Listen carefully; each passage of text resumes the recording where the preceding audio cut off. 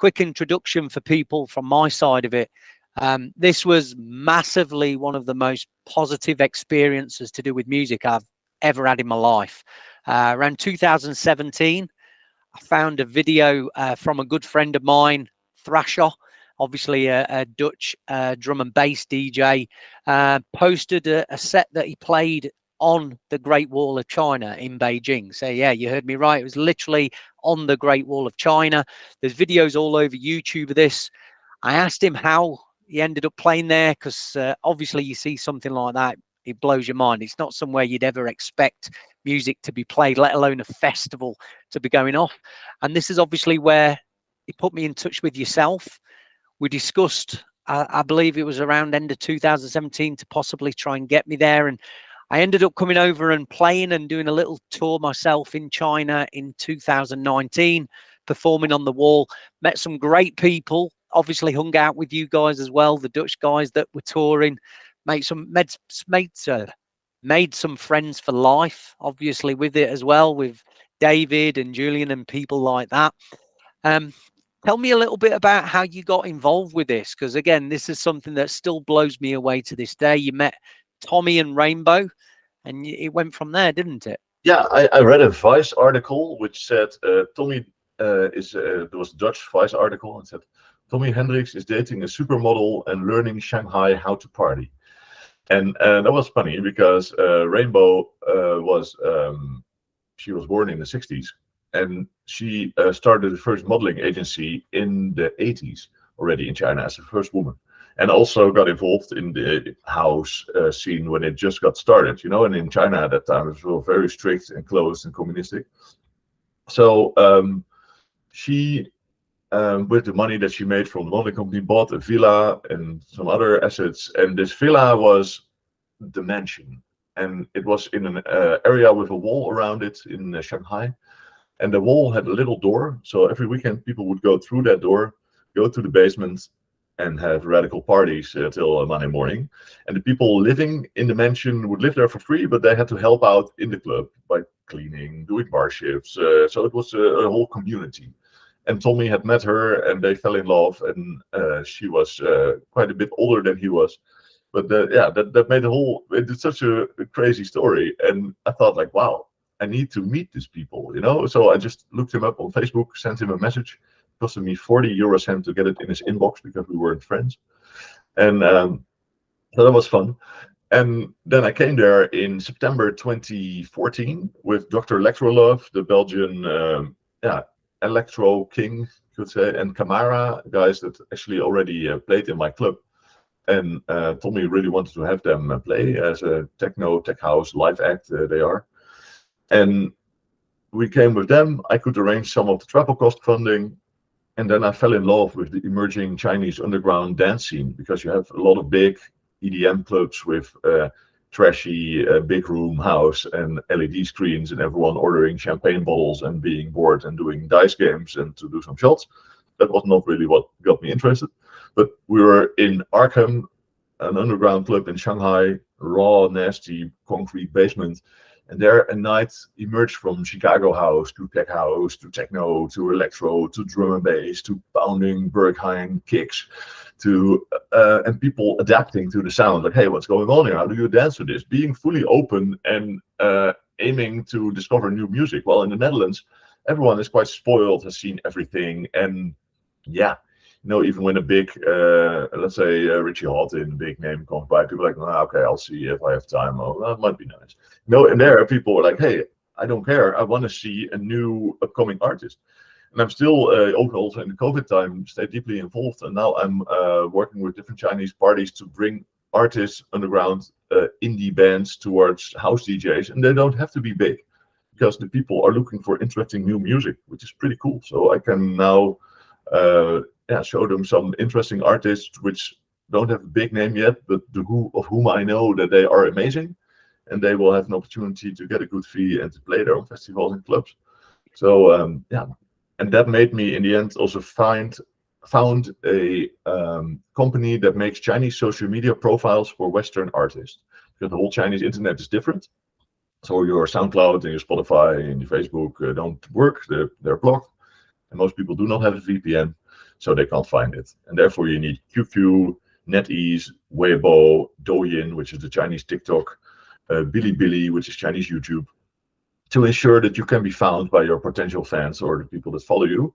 Because the DSPs release a new track quite fast on NetEase, for instance, which is a combination between Spotify and Instagram a bit. But yeah, you can't do post yet. So we help people to be able to reach out to their fans. EDM artists, hardstyle is really a growing genre, and we want to grow more towards other genres too. In the COVID time, we lost 30 clients of the 37 that we had. A lot of them passed because they just could not play in China, and therefore also, yeah, then spending 500 in a month is something which even for artists that make 20K a show, yeah, they can save on. So we're very thankful for the loyal ones that stayed. And now we're getting more and more interested. People see China opening up. I'm going there myself in 2 weeks again, and the future looks bright. Yeah, I mean, don't get me wrong. It is. There are a few hurdles to get over to get your visa to go into China. It's not easy. It's not the easiest. It's not the easiest, but you know, from experience, it's definitely worth going through those hurdles, even if it's not for the music, but for the culture. Is very different than anywhere else in the world, and it is in a positive way. Like I say, it's worth having that experience for anybody really to obviously visit China and take in that culture. Because like you said, you go over there, there's no Google, there's no Facebook. They have their own social media and search engines and contact apps and things like that. It is a very, very different way of life that I think people should try and experience. You know, even if you're well traveled, this is very different than anything else you've probably experienced, isn't it? Yeah, totally. I've been in 41 countries. I always keep track of them, and that China is definitely so different than the rest. I've been there 10 times, so it'll be my 11th one now. And despite, of course, there's always also the political controversy and things happening. That also had some backlash on me when we organized the China Pavilion during Amsterdam Dance event. I was at a certain moment being framed in the media as if I was being used by China to propagandize Chinese artists. Well, I actually myself funded an event and got funding for it, and brought in some Chinese artists and Dutch artists and French artists and people that played in China. So there's always a bit of controversy around it. With, if you see what's happening in the world, is also not strange. Mm-hmm. But I think music is a unifying tool that allows to go as kind of a soft diplomacy over these difficulties, because in the end we want to dance and we want to connect on a human level, and most people don't want to be involved in all the political shit, you know. So and music is what people do like, and there I see that people become so happy of discovering this new music, and that brings our worlds closer together. So I keep on doing that. Yeah, absolutely. I mean, as you said, it's all about the opportunity and just discovering, you know, a new culture. You don't want to be involved in the politics. Obviously, over there you hear a lot of politics from us, but again, they make it really hard because they hear a lot of politics from our side as well that they don't want involved in their country, don't they? Yeah, but they also, once I did a lecture on nightlife development in Chengdu, and Chengdu is the culture capital of China, at least they pretend to be. A lot of great things going on. And then I was being critical, which I was a bit afraid of, because I said, you can't be culture capital if you only have opera houses and music universities. You also need small roots, grassroots venues. And some of them were closed for certain reasons. And next day I was quoted, not censored anyway, in a newspaper which said what I said. The Chinese Academy translated it, and that was because I brought it with respect, but also saying what I want to say, what they flew me in for.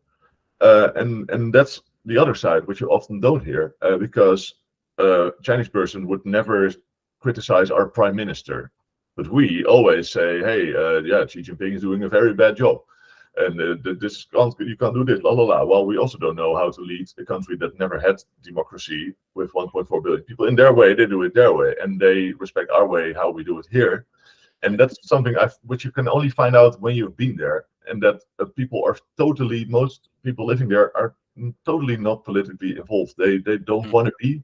They want to live their life. They see that there is growth in wealth, and that they get more food than in the past, and that they can buy a car, and it's a totally different world. And I remember the first time going there, I was quite afraid, because it's something Yeah. I thought it would be like North Korea or something.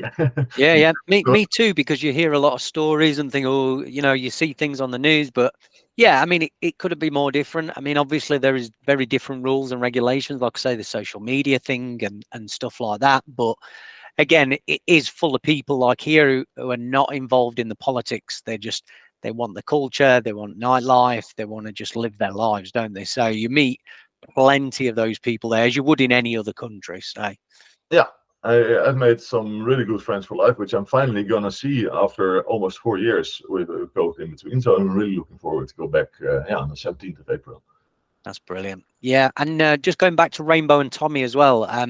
Obviously, two great people. I managed to meet them both at the festival, albeit they were very busy, very welcoming, and they seem to be like that with every artist, big and small as well.